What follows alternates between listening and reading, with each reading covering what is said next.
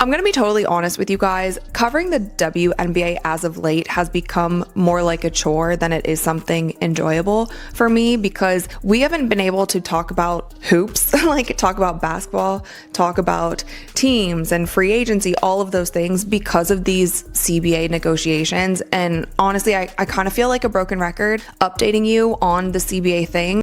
The WNBA just came off the greatest season in its entire history, and right now it is in the process of burning every single bit of that momentum completely to the ground. Record ratings, sold-out expansion ticket launches, merchandise explosions, 3 million viewers tuning in for regular season games, all of it built in one extraordinary year. And instead of capitalizing on that wave, the league has spent months watching players and ownership turn labor negotiations into a public social media warfare campaign. The fans who just discovered this sport are now watching a league potentially cancel its own season over disputes they barely understand and cannot emotionally invest in. I'm going to start with the breaking news of the day, and that is the fact that two-time EuroLeague women champion Breanna Stewart will play for Fenerbahce in the 2026 EuroLeague Women Final Six, the team announced. WNBA training camp currently begins on April 19th, the same day as the EuroLeague Final. So Breanna Stewart is supposedly going to play from April 15th to April 19th. Now, this is after the unrivaled season, but like they said here, training camp for the WNBA season. The most passionate media voices covering this league are openly saying they are burned out and do not care anymore. And that is the loudest warning signal anyone should be paying attention to. When your most dedicated advocates, the people who built entire content platforms around covering your sport, are tapping out publicly, you have a crisis that goes far deeper than a contract dispute. This is not just exhaustion from one bad news cycle. This is months of CBA updates that never actually update anything, social media beef, and constant uncertainty piling on top of each other. If the people who love this league enough to cover it every single day are hitting their limit, the casual fans who just arrived last season checked out a long time ago already. It's kind of similar to NBA All-Star, and stick with me. NBA All-Star, a lot of fans weren't caring about it the last few years because it felt like the players weren't caring about it. They were going out there, they weren't playing with a whole lot of intensity, they weren't putting on the greatest show in the world, yet it was supposed to be the greatest players in the world, so fans started to not care about it. They didn't care about it because they're like, how can we care about it if the players themselves don't care about it? That's how it's starting to feel with the WNBA as well, and I think a lot of fans are with me on this. It's like, why should we care so much about the season starting on time or about actually having a 2026 season if it seems like the people at the table also... The Breanna Stewart situation is the single clearest symbol of everything that is going wrong with how this league is managing its public image during the most critical moment in its history. She co-founded a league specifically built around the idea of keeping players stateside so they would not have to spend half their year away competing overseas for better money. The entire stated mission of that league was to fix the financial reality that forces elite players to leave every offseason. And then she books a EuroLeague commitment ending literally on training camp opening day. Fair or not, the optics send one message to every fan trying to decide whether to invest their time and emotional energy in following this league. The WNBA season is optional. All of this, like if the players are like, hey, we can go play in other leagues if the W doesn't have a season, why would I as a fan care? If they don't care and they're like, we can just go play in Unrivaled is ready, they're setting it up so we can go play there, or we have Project B, or we can play overseas, like why would I be so invested in the W if the people who are actually in the W don't care as much? I'm sorry, I'm rambling, but do you guys get what I'm saying? And that's kind of why I'm just like, let me know if there's a season. I would love to cover back. The players have been publicly broadcasting their backup plans throughout these negotiations, and that leverage strategy makes complete sense from a bargaining standpoint, but it is destroying fan investment in real time. Every press release, every interview, every social media post that mentions Unrivaled as an alternative or Project B as a fallback is also telling casual fans that the WNBA season is negotiable.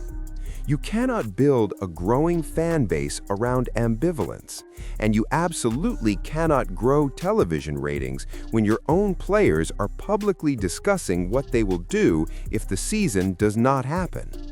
The message fans are receiving is not about leverage or negotiating tactics.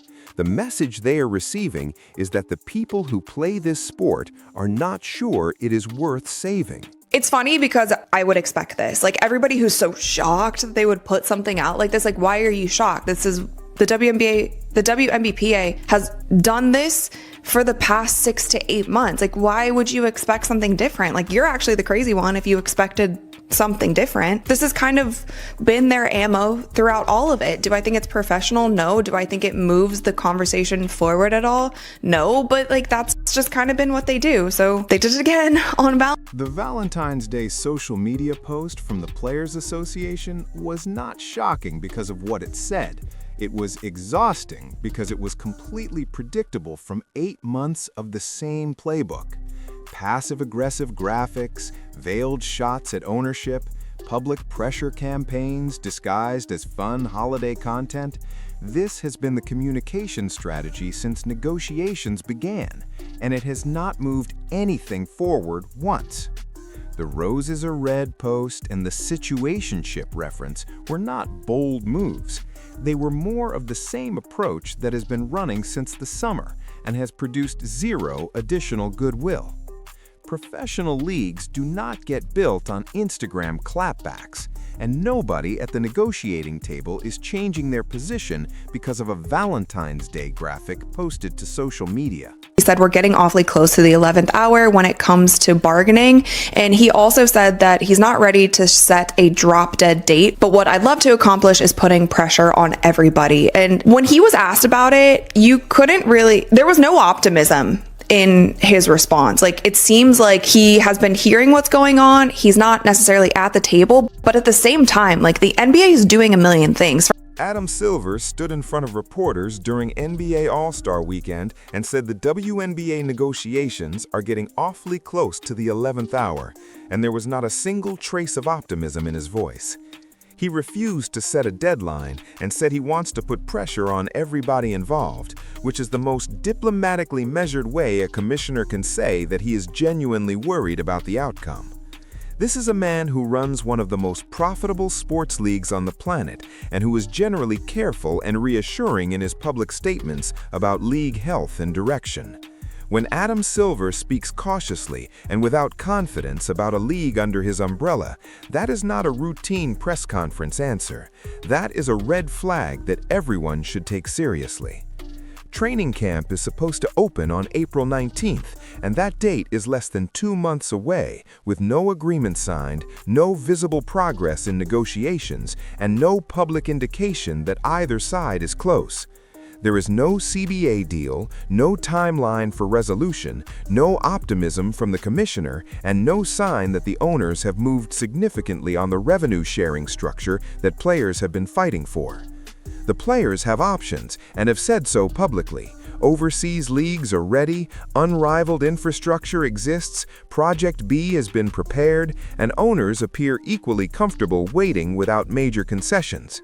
What this means practically is that the people who need to be most motivated to reach an agreement before the deadline are the fans, and fans have almost no power in this situation at all. The actual product that would exist if this league gets out of its own way is genuinely extraordinary, and that is the most infuriating part of watching all of this unfold in public. WNBA basketball is the highest level of women's basketball on this planet. The competition is fierce, the skill level is elite, every game matters because the season is compressed and the margin for error is tiny. There are expansion teams to analyze, draft prospects entering the league, roster construction questions, Team USA international tournament storylines, and championship contenders retooling their rosters right now. That is the content that builds passionate fan bases, drives television ratings, and turns casual observers into lifelong supporters. And none of it is happening because the CBA has consumed everything. The comparison to the NBA All-Star Game decline is exactly right, and the solution the NBA found is also exactly what the WNBA needs to understand before it loses the audience it just spent years building. Fans did not suddenly hate basketball or stop caring about the players. They just could not justify investing emotional energy into an event where the participants clearly were not invested themselves. The NBA recognized that dynamic, completely revamped the format, made the players care again, and the result was one of the best All-Star weekends the league had produced in years. The WNBA does not have an All-Star game problem. It has a league-wide perception problem, where the players, the owners, and the commissioner all appear to be treating the season as secondary to something else. The real crisis facing this league right now is not the specific terms of the collective bargaining agreement, because those terms will eventually get resolved one way or another through negotiation. The actual crisis is the erosion of fan investment, the growing sense among people who are just beginning to fall in love with this sport that maybe it is not worth the emotional commitment. The WNBA had mainstream attention arrive for the first time in its history, and the window to convert that attention into a permanent, growing audience is not infinite, and it is closing right now. If the people at the negotiating table do not care enough about this league to save it from the damage being done by this public dysfunction, they will have squandered the greatest opportunity women's basketball has ever had.